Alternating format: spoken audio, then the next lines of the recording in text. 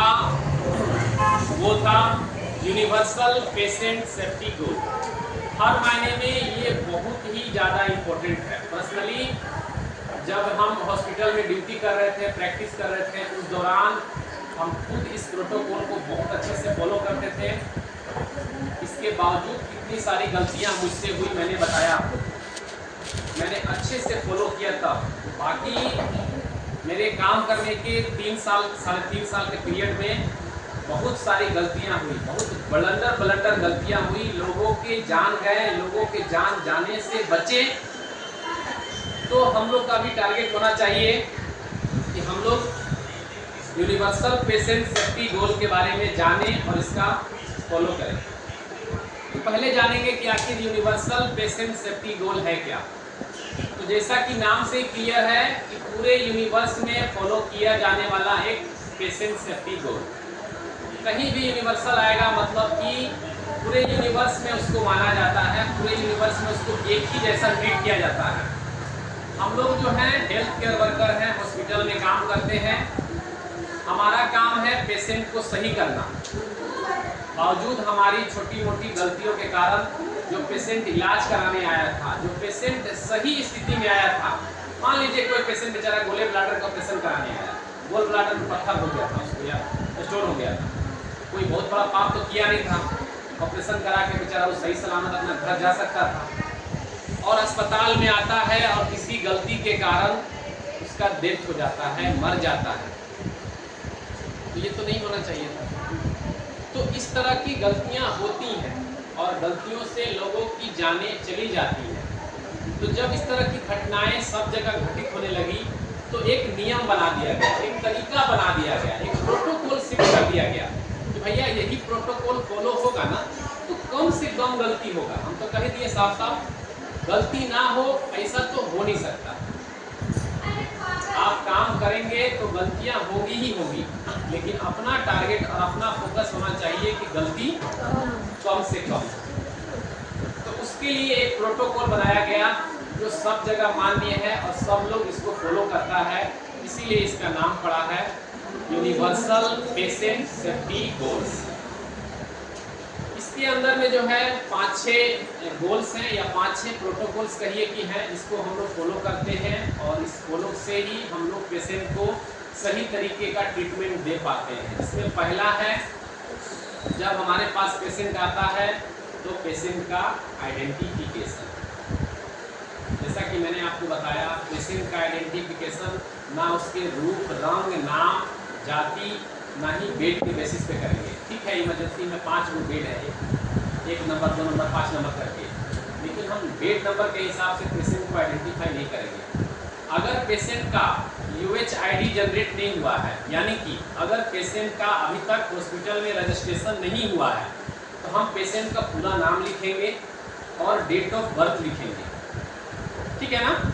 हो सकता है इमरजेंसी में 5 गो या 10 गो बेड है, वहाँ पे पेशेंट आ गया तो 2 नाम का पेशेंट एक साथ आ सकता है, 2 अलग अलग कंडीशन में, इनको 2 अलग अलग दवा दी जानी है। अगर हमने गलती की तो प्रॉब्लम हो सकता है। ठीक है, हमारे पास अभी UHID नहीं हुआ है तो क्या करेंगे, पेशेंट का पूरा नाम और उसका डेट ऑफ बर्थ, क्योंकि ये तो उसको पता है ना कि भैया मेरा नाम क्या है जो घर से लेकर के आए, और मेरा डेट ऑफ बर्थ, भले अभी मेरा रजिस्ट्रेशन नहीं हुआ, अभी हॉस्पिटल में एंट्री नहीं हो पाया मेरा, लेकिन मेरा इलाज शुरू हो गया है। इसके बेसिस पे हम लोग करेंगे पेशेंट का आइडेंटिफिकेशन। सबसे इम्पोर्टेंट होता है इफेक्टिव कम्युनिकेशन, जो 2 नंबर पे आता है। बार बार बोले, इफेक्टिव कम्युनिकेशन बहुत इम्पोर्टेंट है। ना ही इसमें गलतियाँ कम होती है, बल्कि इफेक्टिव कम्युनिकेशन से आपका भी स्किल डेवलपमेंट होता है। आप भी बहुत कुछ सीखते हैं अपने लाइफ में, क्योंकि इफेक्टिव कम्युनिकेशन हमको नहीं लगता कि केवल हॉस्पिटल में ज़रूरी है, हमारे पूरे लाइफ में ज़रूरी है। हम किसी से क्या बात कर रहे हैं, उस बात का क्या मतलब हो सकता है, तब कहीं जाके सही होगा। हमारी बात का अगर सही मतलब नहीं निकल सकता है, इसका मतलब कि गलत मतलब निकल सकता है, और एक गलत मतलब से मान लीजिए हॉस्पिटल में जान जा सकता है, तो उसी गलत मतलब से हमारी दुनिया भी बढ़ सकती है। हमने कुछ कहा, कोई बात जो हमारे अपने हैं या जिनसे हम प्रेम करते हैं, हो सकती है ना कोई भी बात, कोई भी कमिटमेंट, हमारे आपस में बात हो रही है, हमारी बात मिसकम्युनिकेट हो सकती है, हमारी बात कुछ ऐसा उसका मतलब हो सकता है जो शायद हम ऐसा बोलना नहीं चाह रहे, लेकिन उस बात का मतलब गलत निकल गया, इसलिए वहाँ ख़त्म हो सकते हैं और आए दिन ख़त्म होते हैं, हम और आप जानते हैं। तो इफेक्टिव कम्युनिकेशन हर जगह ज़रूरी है। हम भी जब आप लोग को पढ़ाते हैं, इतना कुछ सिखाते हैं, ये बात पे हमेशा जोर देते हैं, कोई भी बात बोलिए साफ साफ बोलने का कोशिश कीजिए, उसका एक सही मतलब निकलना चाहिए, उसका एक पूर्ण मतलब निकलना चाहिए। जब एक पेशेंट आता है वो अपना समस्या बताता है तो हमें उसका पूरा समस्या को सुनना है, समझना है, और ये हमारे बीच में किसी प्रकार का मिसकम्युनिकेशन ना हो, इसके लिए हम सारी बातों को नोट करते हैं, लिखते हैं, या फिर ठीक है मेमोराइज करके रखते हैं। ये हुआ मेरा इफेक्टिव कम्युनिकेशन। वो जो बात बोलना चाह रहा था, जो व्यक्त करना चाह रहा था, हम वो समझ गए। हमको पानी चाहिए, लेकिन अगर हम कहें कि मुझे प्यास लगी है, मेरे लिए ठंडा पानी ले आइए, तो ये ज़्यादा समझ में आ रहा है ना। कौन सा पानी चाहिए भैया? नहाने के लिए पानी चाहिए। मान लीजिए आपको हम बोले जा पानी लेके आओ, भाग के आप गए जाके बाल्टी में पानी लेकर के आ गए, आप सोचेंगे सर को फिर करके नहाना होगा, हो भी सकता है, लेकिन हम अगर कहें कि जाइए भाग करके मेरे लिए गिलास में पीने के लिए पानी ले आइए, तो ये बात ज़्यादा समझ में आई ना। हाँ सर, आपके लिए जाते हैं, पानी पीने के लिए ले आते हैं, इसको कहते हैं इफेक्टिव कम्युनिकेशन। तीसरा है reduce high alert medication error.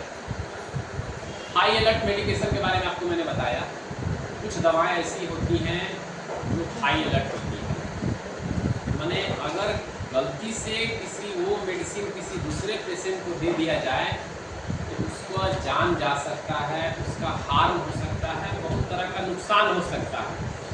इन्हीं सब दवा को बोलते हैं हाई अलर्ट मेडिकेशन। तो जब भी हम हाई अलर्ट मेडिकेशन देंगे किसी पेशेंट को, उसको डबल चेक करेंगे, उसका लेबलिंग को अच्छे से देखेंगे कि सही मायने में यही दवा तो देना है ना, क्योंकि ये हाई अलर्ट मेडिकेशन है। अगर नहीं देना है तो किसी हाल में नहीं देंगे। कुछ दवाएं ऐसा होता है जो दे दिए चाहे नहीं दिए उससे ज़्यादा फर्क नहीं पड़ता है, लेकिन अगर हाई अलर्ट या हाई रिस्क मेडिसिन है उससे उसका इफेक्ट तो है ही, अगर गलत पड़ गया तो उसका साइड इफेक्ट भी बहुत खतरनाक है, जान जा सकती है, इतना समझ लीजिए। एक छोटे से एम्पूल से आप लोग को इतना इंजेक्शन दिए एक दूसरे को बिना किसी डॉक्टर के प्रिस्क्रिप्शन के, कोई डॉक्टर तो नहीं बोला, हम तो कोई डॉक्टर नहीं है, बावजूद इसके आप लोग को इंजेक्शन देने के लिए सिखाएं। आप लोगों ने इंट्रामस्कुलर सीखा, इंट्रावेनस सीखा लगाने के लिए, हम वही मेडिसिन आप लोग को बताएं या वही मेडिसिन सजेस्ट किए, इसका इफेक्ट कम है, साइड इफेक्ट कम है, जो ना ही बहुत ज़्यादा इफेक्टिव है और ना ही उसका साइड इफेक्ट उतना खतरनाक है। अभी तो आप लोग को दिमाग, और अभी तक जितनी भी लड़कियों को इंजेक्शन पड़ा, सुइयाँ पड़ा, किसी को कोई दिक्कत नहीं हुआ और आप लोग फाइनली सीख लिए। लेकिन जब हम हॉस्पिटल में जाते हैं, प्रैक्टिस में आते हैं, तो बहुत सारी ऐसी मेडिसिन है जिसको डबल लॉकर में रखा जाता है, तिजोरी में रखा जाता है, समझ रहे हैं? लॉकर, उसमें चाबी, और उस चाबी का 2 पार्ट में रहता है, 2 लोग के पास। खोलने से पहले वो अगला से पूछेगा खोले ना इसको, क्योंकि वो दवा बहुत ही हाई रिस्क है। अगर गलत आदमी को पड़ गया उसी समय उसकी मौत हो सकती है, उसी समय उसका हाथ पैर या उसको लकवा मार सकता है। तो जाहिर सी बात है, जब इतना हाई रिस्क मेडिसिन है, देने से पहले 2 बार या 3 बार तो देखना बनता है, क्योंकि अगर कोई मर जाए हम सॉरी के अलावा और कर भी क्या सकते हैं। किसी के बाप को हम लोग मार दे तो अपना बाप तो उसके घर में ना पहुँचा देंगे, तीनों तुम्हारा बाप को मार दिए, हमारा बाबू को रख लो, नहीं कर सकते ना। या हम तुम्हारे बेटा को मार दिए, तुम्हें कम तो मेरा बेटा को रख लो, ऐसा नहीं हो सकता है ना। तो जब इस तरह का हाई रिस्क मेडिसिन हम लोग लेते हैं तो भरसक कोशिश करते हैं कि उसका लेवल चेक करें और उसको देने से पहले, लोड करने से पहले डबल चेक करें। फिर तीसरा में आता है reduce hospital acquired infection. HAI। जो पेशेंट अस्पताल में भर्ती होता है इलाज कराने के लिए,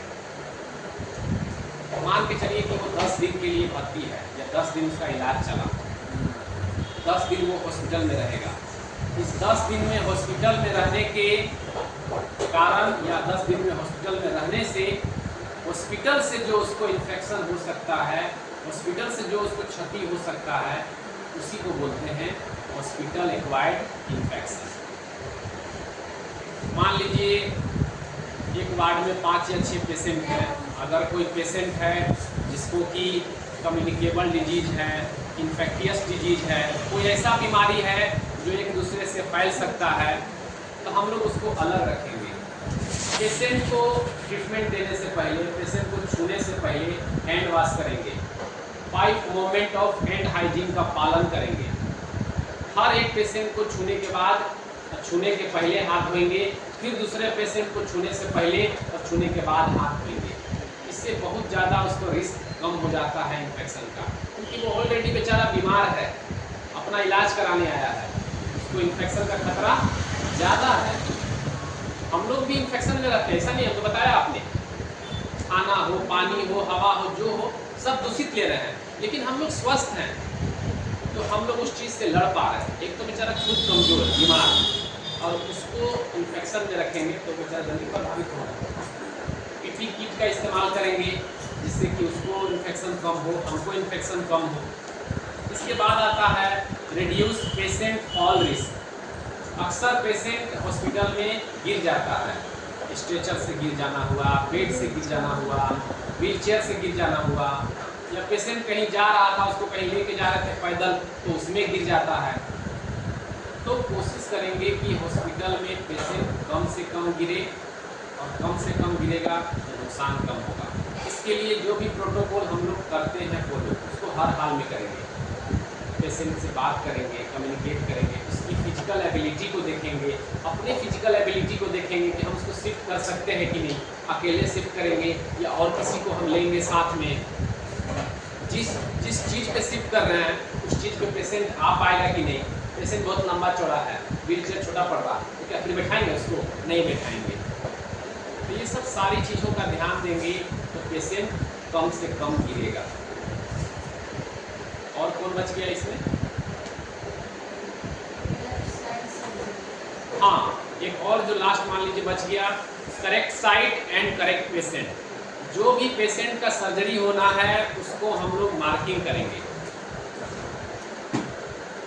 प्री ऑपरेटिव चेकअप करेंगे। अगर पेशेंट का ऑपरेशन होना है आधा घंटा 1 घंटा पहले, ऑपरेशन से पहले हम सारी चीज़ को वेरीफाई करेंगे। भाई आप ही का तो ऑपरेशन होना है ना, पेट का ऑपरेशन होना है ना, चलिए वहाँ पे मार्किंग कर देते हैं, उसको नोट डाउन कर देते हैं। तब वो ओटी में जाएगा तो वहाँ पे संभावना कम है कि गलती होगी।